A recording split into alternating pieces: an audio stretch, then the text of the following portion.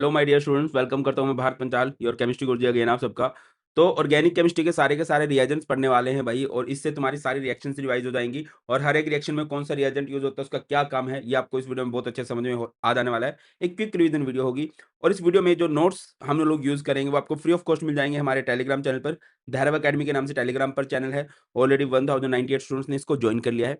और इसके अलावा पूरी केमिस्ट्री के रिवीजन नोट्स मैंने हमारी ऐप केमिस्ट्री गुरुजी पर भी अपलोड कर दिए हैं। यहाँ से भी आप लोग चेकआउट कर लीजिए। Come to the point start करते हैं। जैसे सबसे पहले हमारे पास अल्कोहलिक क्यूएच कभी भी आ जाए, तो ये एक एलिमिनेटिंग एजेंट है। ये एलिमिनेशन करवाता है। क्या ऐसे एलिमिनेशन करवाएगा ये? जैसे हमारे पास हैलोल्केन है, जैसे कि ये हमारे पास हैलोल्केन है।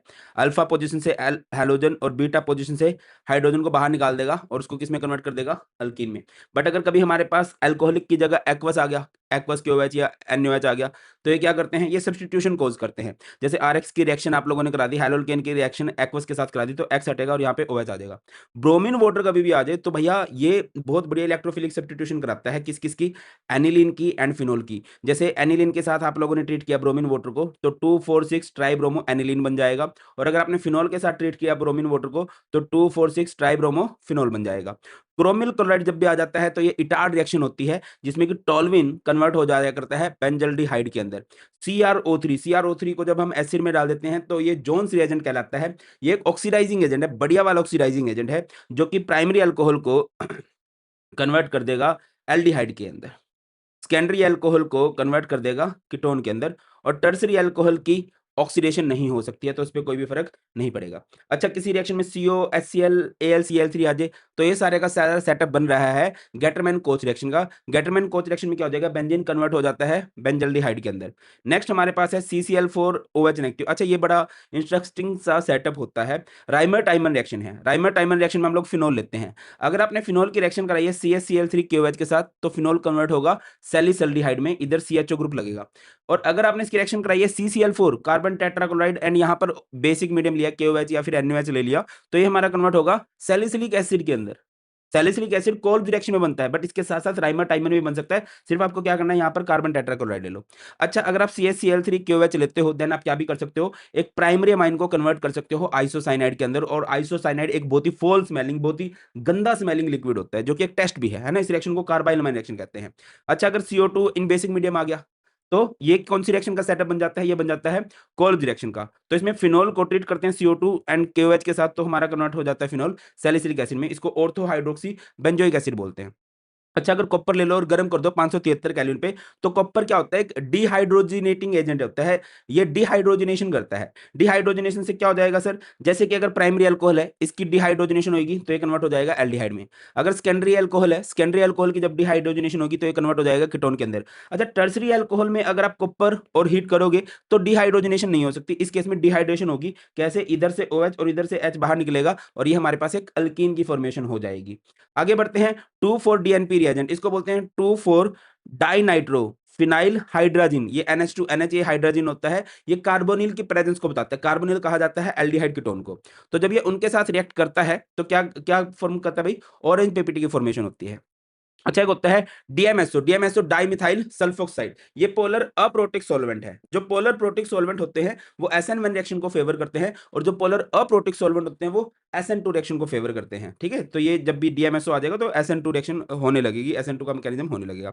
अच्छा, Fe+Br2 आ जाए या FeBr3 आ जाए, देन क्या होगा? देखिए, Br2 एंड FeBr3 एक लुईस एसिड है। ये लुईस एसिड जनरली आप देखोगे कि इलेक्ट्रोफिलिक सब्स्टिट्यूशन में देखने को मिलते हैं। ठीक है, तो बेंजीन की इलेक्ट्रोफिलिक सब्स्टिट्यूशन हो जाएगी और यहां पर क्या लग जाएगा? Br। अच्छा, फैलिंग सॉल्यूशन क्या होता है भाई? फैलिंग सॉल्यूशन हमारे पास आइडेंटिफाई करवाता है, किसको आइडेंटिफाई करवाता है? ये एलिफैटिक एल्डिहाइड को। ठीक है, और क्या होगा जब हम फैलिंग सॉल्यूशन लेंगे, तो और सामने एलिफैटिक एल्डिहाइड है, तो वहां पर रेड प्रेसिपिटेट बन जाते हैं CU2O के। सी अच्छा, ये आ जाए H3PO2। इसको बोला जाता है हाइपोफॉस्फोरस एसिड बोलते हैं इसको। ये क्या करता है? डाइज़ोनियम क्लोराइड की रिडक्शन कर देता है। इसमें से ये सारा पोर्शन हट जाता है और डाइज़ोनियम क्लोराइड हमारा बेंजीन में कन्वर्ट हो जाता है। अच्छा, अगर कभी HN3 एंड H2SO4 है, तो ये क्या करेगा? ये कार्बोक्सिलिक एसिड को अमाइन में कन्वर्ट कर देगा। इस रिएक्शन को स्मिड रिएक्शन बोलते हैं, स्मिड रिएक्शन। अच्छा, H2SO4 आ जाए। H2SO4 एक फेमस डिहाइड्रेशन करवाने वाला एजेंट है। डिहाइड्रेशन कॉज़ करता है। डिहाइड्रेशन का मतलब होता है वाटर का रिमूवल हो जाता है। तो कोई भी अगर अल्कोहल है और वहाँ पे आप H2SO4 डाल दोगे तो डिहाइड्रेशन हो जाएगी और डिहाइड्रेशन होके वो किस में कन्वर्ट हो जाएगा? अल्कीन में कन्वर्ट हो जाएगा। नेक्स्ट है H3PO4। H3PO4 इसको फॉस्फोरिक एसिड बोलते हैं और ये फॉस्फोरिक एसिड जो है बिल्कुल सल्फ्यूरिक एसिड की तरह है। जैसे सल्फ्यूरिक एसिड डिहाइड्रेशन कॉज़ करता है ना, तो ये भी डिहाइड्रेशन ही कॉज़ करेगा।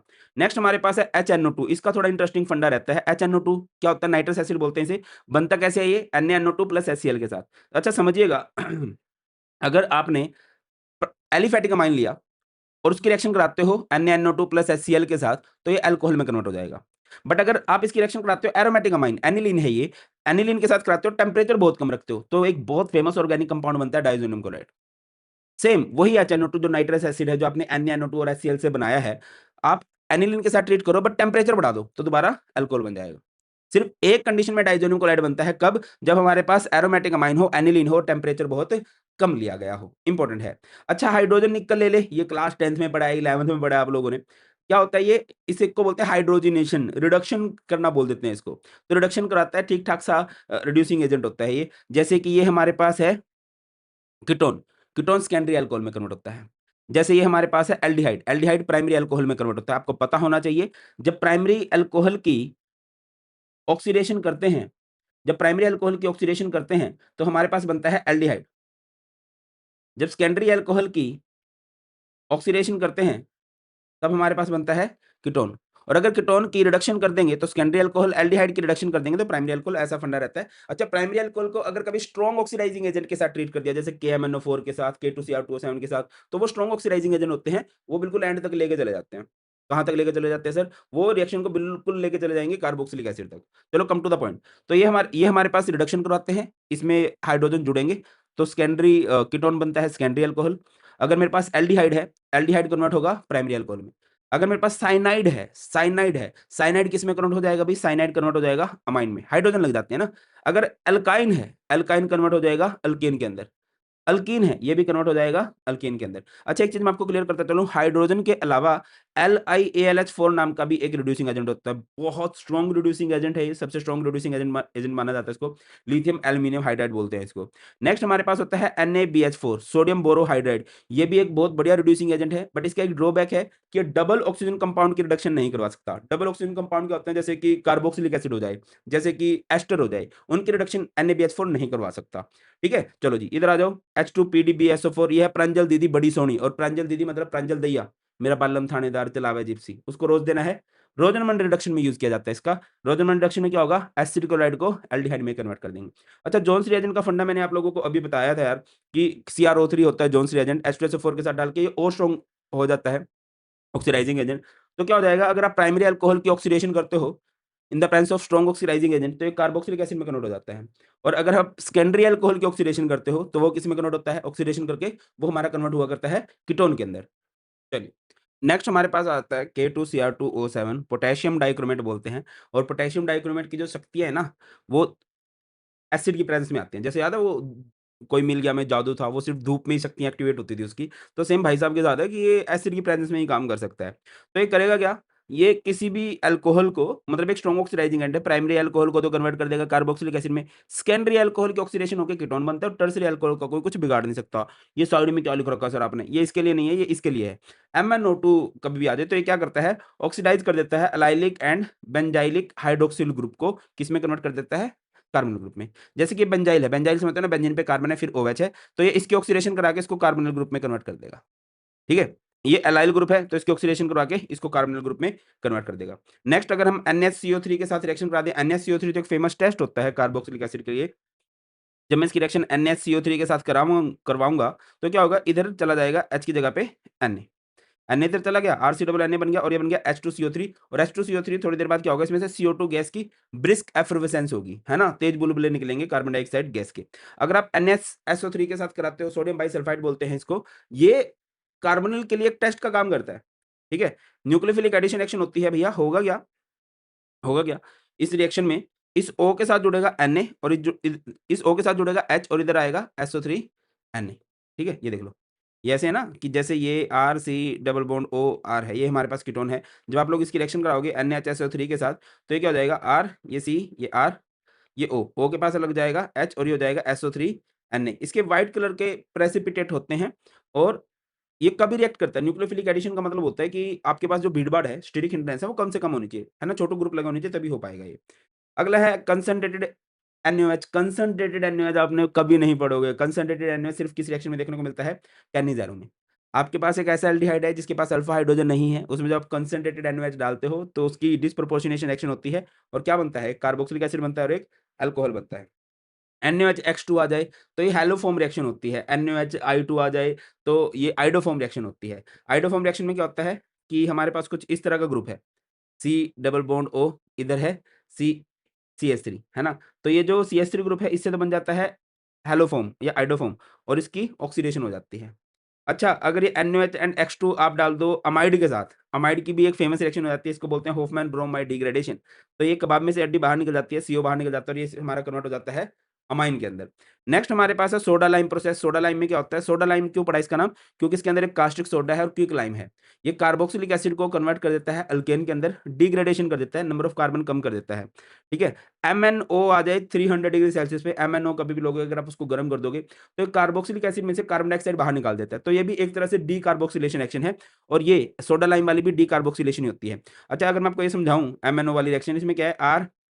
RCOOH, RCOOH और आप जब इसको MnO के साथ ट्रीट करके गर्म करते हो तो एक तो निकलता है H2O, एक निकल जाता है CO2 और ये हमारे पास क्या बन जाता है? RCOR। ये हमारे पास एक कीटोन में कन्वर्ट हो जाता है। अमलगेटेड जिंक HCl के साथ आ जाए भाई, ये एक फेमस नेम रिएक्शन है, इसको बोलते हैं क्लेमेंशन रिडक्शन। ये किसी भी एल्डिहाइड कीटोन को कन्वर्ट कर देती है हाइड्रोकार्बन में। अगर आपके पास NH2 आ जाए बेसिक मीडियम में, हाइड्रोजन इन बेसिक मीडियम आ जाए तो भैया ये होती है हमारे पास वुल्फ किस्नर रिडक्शन बोलते हैं इसको। क्या बोलते हैं? Wolff Kishner. ये भी ऊपर वाली रिएक्शन की तरह ही किसी भी एल्डिहाइड कीटोन को हाइड्रोकार्बन में कन्वर्ट कर देती है। O3 का मतलब होता है ओज़ोनोलिसिस। ओज़ोनोलिसिस में क्या होता है? डबल बॉन्ड को तोड़ देते हैं, साइडों में ऑक्सीजन को लगा देते हैं। डबल बॉन्ड को तोड़ दो, साइडों में ऑक्सीजन को जोड़ दो तो एल्डिहाइड या कीटोन बन जाता है। पीसीसी, pyridinium क्लोरोक्रोमेट बोलते हैं इसको। एक माइल्ड ऑक्सिडाइजिंग एजेंट होता है जो प्राइमरी अल्कोहल को कन्वर्ट करता है एल्डिहाइड में, सेकेंडरी अल्कोहल को कन्वर्ट करता है कीटोन के अंदर। रेड फास्फोरस एंड Br2 कभी भी आ जाएँ तो एक तो इससे एचवीजेड रिएक्शन होती है। एचवीजेड रिएक्शन में क्या होता है कि अल्फा हाइड्रोजन उड़ान भर जाता है। तो आप लोगों ने जैसे इसकी रिएक्शन करा दी Br2 के साथ इन the presence of red phosphorus, तो ये Br अल्फा हाइड्रोजन को उड़ा देगा, ये बन जाएगा CH2Br COOH। इसके अलावा ये क्या कर सकता है? अल्कोहल में से OH ग्रुप को उड़ा सकता है और उसको कन्वर्ट कर सकता है हैलोअल्केन के अंदर। अच्छा, कभी भी रेड फास्फोरस प्लस HI आ जाए, ये बहुत स्ट्रॉन्ग रिड्यूसिंग एजेंट है। जैसे हमारे पास रिड्यूसिंग एजेंट होता है LiLH4, बहुत स्ट्रॉन्ग रिड्यूसिंग एजेंट है, ये भी बहुत स्ट्रॉन्ग रिड्यूसिंग एजेंट होता है। ठीक है? ये रिड्यूस कर सकता है any oxygen and halogen containing compound to alkane. कैसा भी कंपाउंड हो, चाहे ऑक्सीजन कंटेनिंग हो, चाहे हैलोजन कंटेनिंग हो, उनको ये डायरेक्ट कन्वर्ट कर देगा भैया, किसके अंदर कन्वर्ट कर देगा? अल्केन के अंदर। जैसे ध्यान दीजिए, ये है कार्बोक्सिलिक एसिड। अगर आप इसमें रेड फास्फोरस एंड HI डाल दोगे तो बहुत हाइड्रोजन आएँगे, इतने हाइड्रोजन आ जाएँगे कि ऑक्सीजन बाहर निकल जाएगा, हाइड्रोजन लग जाएँगे, अल्केन बन जाएगा। एल्डिहाइड को भी अल्केन में कन्वर्ट कर देगा, अल्कोहल को भी अल्केन में कन्वर्ट कर देगा, हैलोअल्केन को भी अल्केन में कन्वर्ट कर देगा। सिंपल समझो, रेड फास्फोरस एंड HI कभी भी आ जाए तो ये किसमें कन्वर्ट कर देगा? अल्केन के अंदर कन्वर्ट कर देगा। Next RCl AlCl3, alkyl halide है एंड AlCl3 है। ये सेटअप होता है फ्रीडल क्राफ्ट एल्काइलेशन का। तो जब भी कोई एरोमेटिक कंपाउंड है उसमें क्या होगा? अल्काइल ग्रुप लग जाता है ना? ये अल्काइल बेंजीन बन गया। इस रिएक्शन को फ्रीडल क्राफ्ट एल्काइलेशन बोलते हैं। RCOCl AlCl3 आ जाए, ये होता है फ्रीडल क्राफ्ट एसाइलेशन। है ना? तो कौन-सा ग्रुप लग जाता है? COR ग्रुप लग जाता है। SnCl2 प्लस HCl है, SnCl2 ये रिएक्शन का सेटअप है स्टीफन्स रिडक्शन का। स्टीफन्स रिडक्शन में क्या होता है कि जो हमारे पास साइनाइड है वो हमारा एल्डिहाइड में कन्वर्ट हो जाता है। इसके अलावा आप लोग नाइट्रो ग्रुप को अमाइन में भी कन्वर्ट कर सकते हो। इसमें भी क्या होता है? इसमें भी बहुत सारे हाइड्रोजन निकलते हैं।